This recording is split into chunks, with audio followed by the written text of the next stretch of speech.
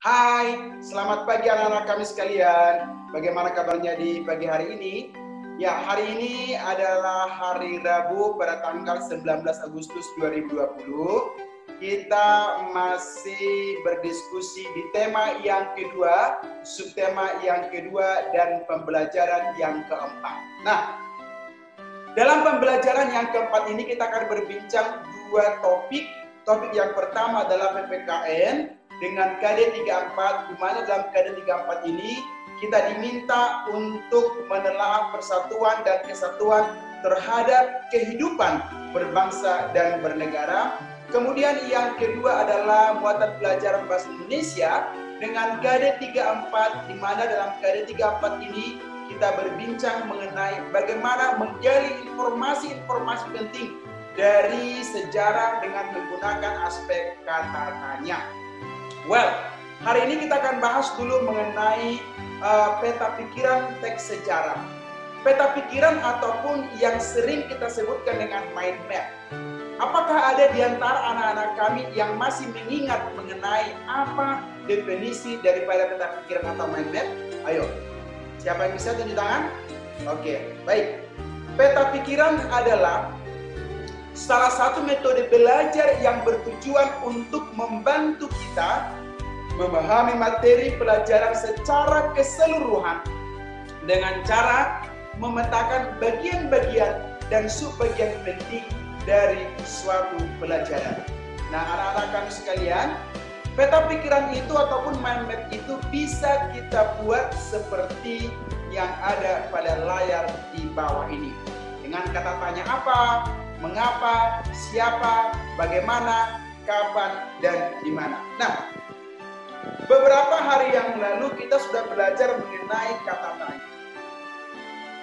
Nah, tadi kita sudah berbincang mengenai apa itu peta pikiran dan bagaimana cara membuat peta pikiran yang baik, yaitu dengan mengaitkannya dengan kata tanya apa, mengapa, siapa, bagaimana, kapan, dan di mana.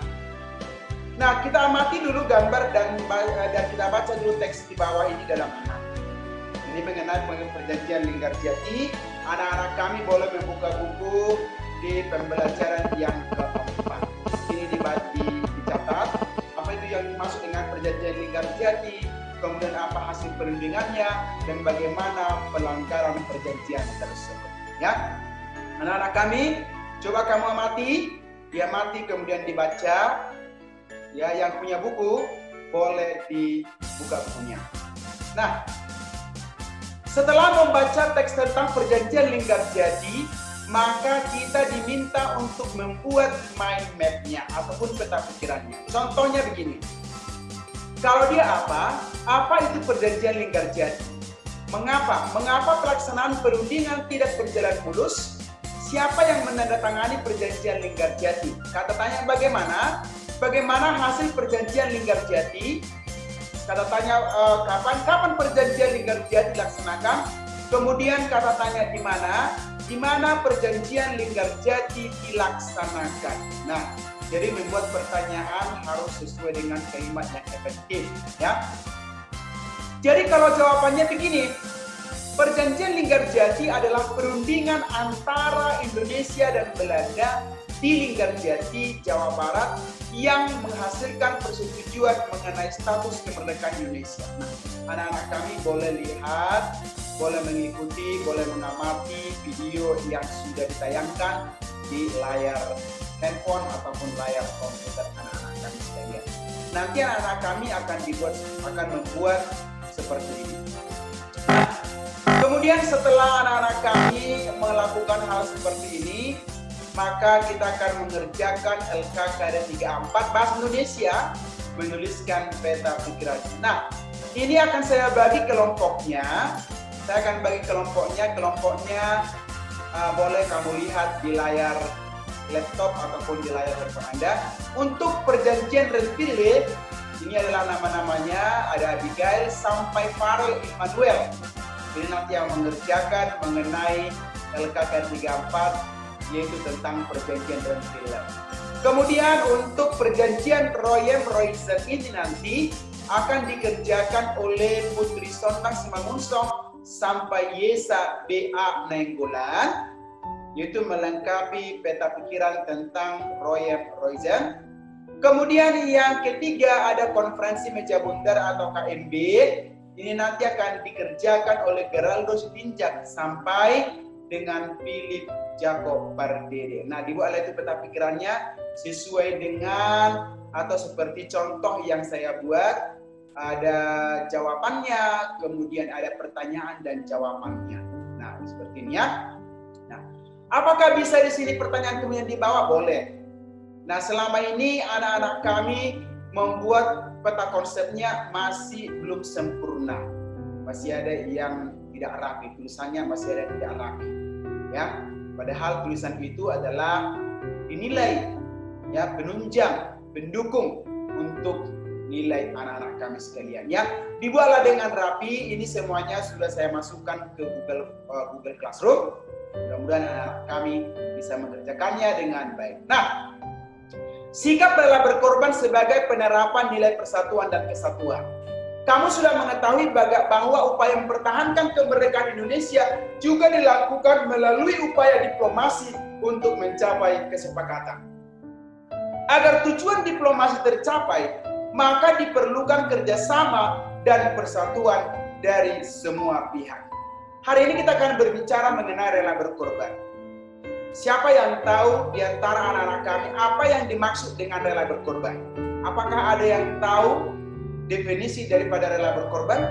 Ya, betul sekali. Nah, rela berkorban adalah sikap dan perilaku yang tindakannya dilakukan dengan ikhlas serta mendahulukan kepentingan orang lain daripada kepentingan diri sendiri. Itulah yang dimaksud dengan rela berkorban. Ayo, kita sama-sama baca dulu. 1, 2, 3 ya. Rela berkorban adalah sikap dan perilaku yang tindakannya dilakukan dengan ikhlas serta mendahulukan kepentingan orang lain daripada kepentingan diri sendiri. Jadi kita harus mendahulukan kepentingan orang lain daripada kepentingan diri sendiri. Nah, banyak pahlawan yang gugur di medan perang dan diasingkan oleh penjajah karena dianggap berbahaya. Mereka harus meninggalkan keluarga demi membela bangsa dan negara. Mereka mengalami masa-masa penderitaan demi bangsa Indonesia kita. Itulah sikap rela berkorban para pahlawan bangsa kita. Kita perlu meneladani semangat rela berkorban para pahlawan kita. Jadi, oleh sebab itu, makanya selalu kami ucapkan dan selalu kami himbau anak-anak kami untuk senantiasa mengenang jasa-jasa para pahlawan kita yang telah gugur di medan juang untuk mempertahankan negara kita. Kenapa? Karena mereka rela mati, karena mereka rela gugur di medan juang untuk mempertahankan negara kita tercinta ini. Sekarang kita tinggal menikmati, ya. Nah, sebagai contoh sikap rela berkorban di lingkungan sekolah, yang pertama, menyisihkan uang saku untuk membantu korban bencana alam. Yang kedua, membersihkan ruangan kelas setelah jam pulang sekolah. Yang ketiga, mengurangi waktu bermain di luar jam pembelajaran.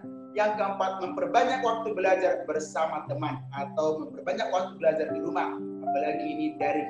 Nah, yang ketiga ini mengurangi waktu bermain. Contohnya anak-anak kami, ada beberapa anak-anak kami yang sering sekali menggunakan gadget ataupun yang namanya handphone, padahal sudah selesai belajar. Dia gadget itu ataupun handphone itu dilakukan untuk bermain game. Ya, saya mohon dan harapan saya anak-anak kami jangan lagi mengulangi hal tersebut.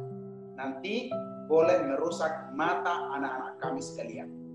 Nah, sebagai LKKD 34 muatan pembelajaran PPKN, tuliskanlah beberapa contoh sikap rela berkorban di lingkungan, yang pertama rumah dan yang kedua di lingkungan masyarakat.